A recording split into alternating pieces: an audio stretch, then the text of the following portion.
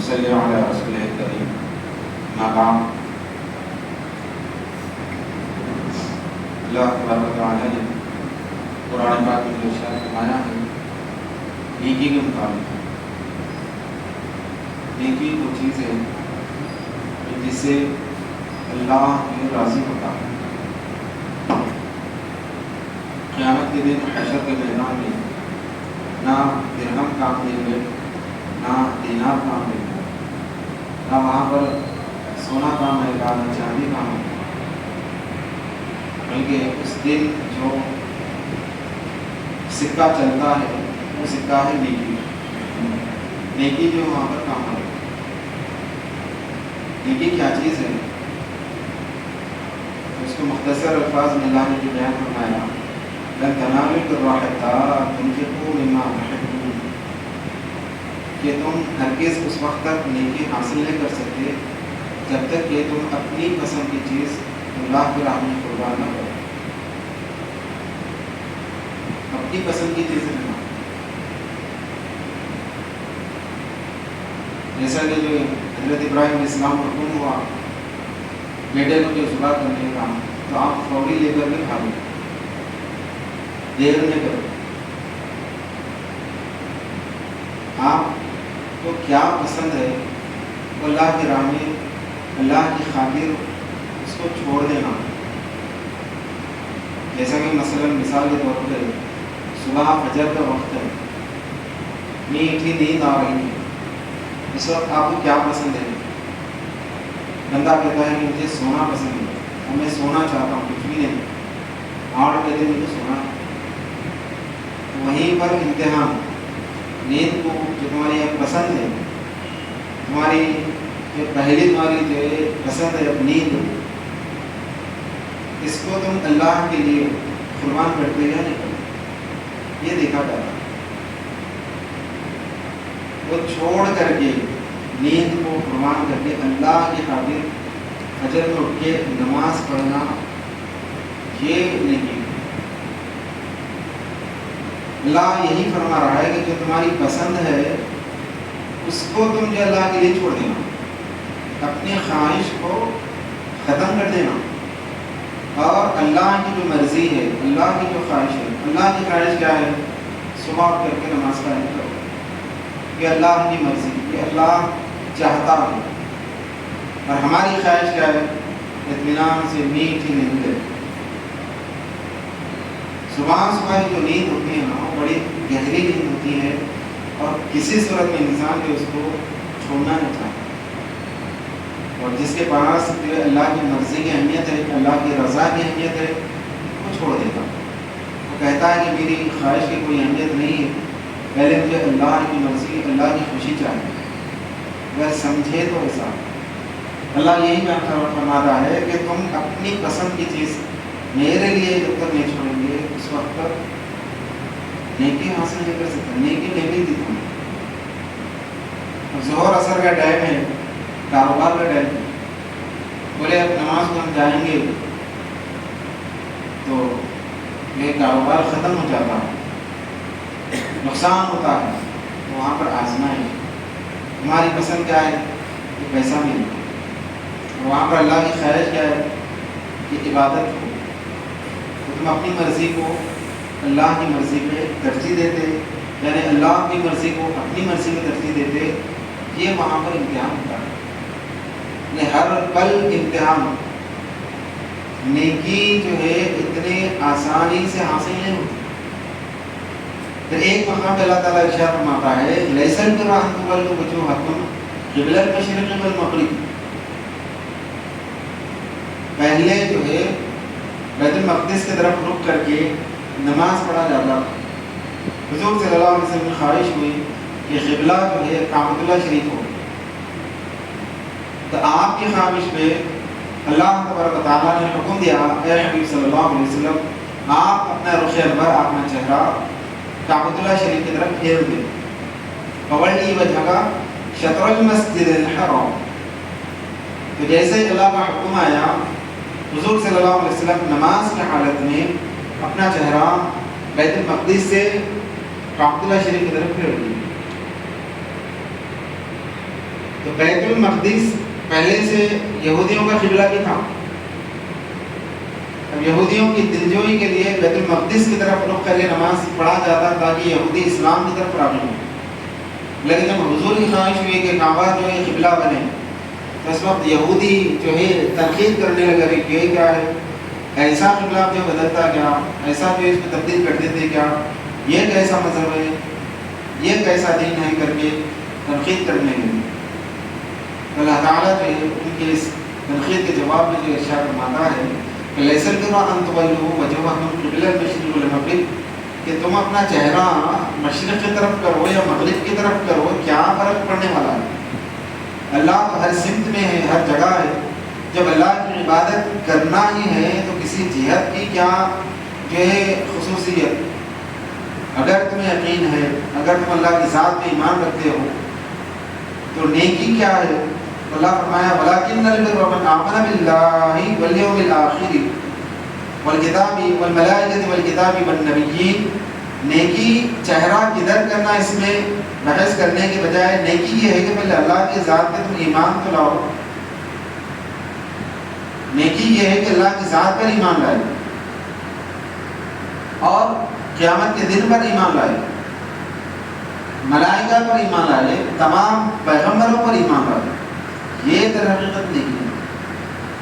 اور اس کے ساتھ ساتھ اللہ آگے فرماتا ہے کہ وَآتَى الْمَالَ عَلَىٰ حُبِّهِ ذَوِي الْقُرْبَىٰ، کہ اللہ کی محبت میں اپنا مال رشتہ داروں میں جو ہے خرچ کرے. وَالْيَتَامَىٰ، یتیموں پر خرچ کرے. وَالْمَسَاكِينَ، غرباء پر اپنا مال خرچ کرے. وَابْنِ السَّبِيلِ، مسافروں پر جو اپنا مال خرچ کرے. وَالسَّائِلِينَ، جو بھیک مانگنے کے لیے آتے ہیں ان پر اپنا مال خرچ کرے.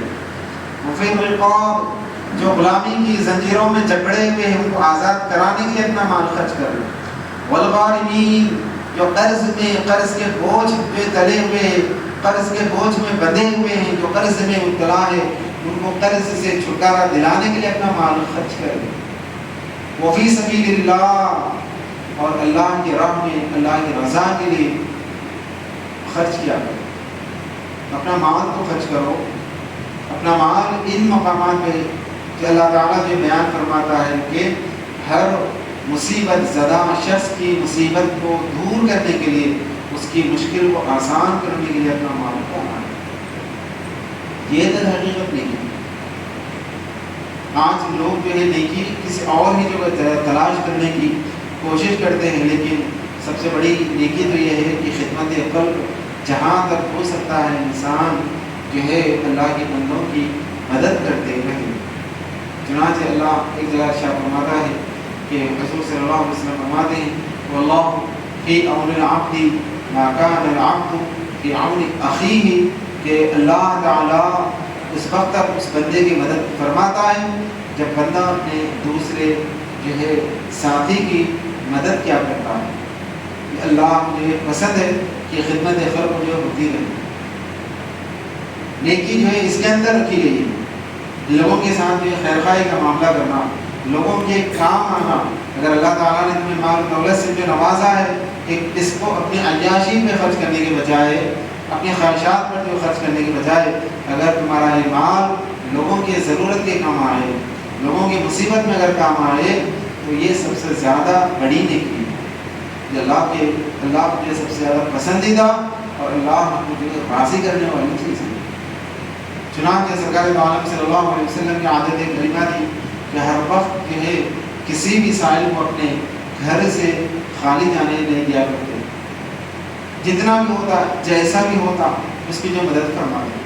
کہاں تک جو مدد فرمانے کا جو حکم دیا گیا ہے کہ اتنا کہ جتنا کہ تم جو ہے کسی کے سامنے ہاتھ تمہیں پھیلانے کی نوبت نہ آئے، اتنا تم اپنے آپ کے پاس اپنے پاس رکھ کر کے باقی جو چاہے لوگوں کے اوپر خرچ کرنا چاہے تو خرچ کر سکتے ہیں. اس کے لیے بہت بڑی فضیلت آئی ہے. فضیلت ملت اسلامیہ نیکی جو اس کے اندر یہ کام کرنے میں جو نیکی حاصل ہوتی ہے. اور جب نیکی حاصل ہو گئی تو یہی نیکی قیامت کے دن جو ہے نجات کا ذریعہ بنتی ہے. یہی نیکیوں کے بارے میں جو پوچھا جاتا ہے کہ کتنے نیکیاں ہیں تمہارے پاس، یعنی زندگی میں تم ایسے کام، ایسے کار خیر جو اللہ کی بندوں کی مصیبتوں کو ڈالنے میں جو کیے وہ کیا تھے، یہ کہ اس دن فرشتے اس سے پوچھا کرتے ہیں۔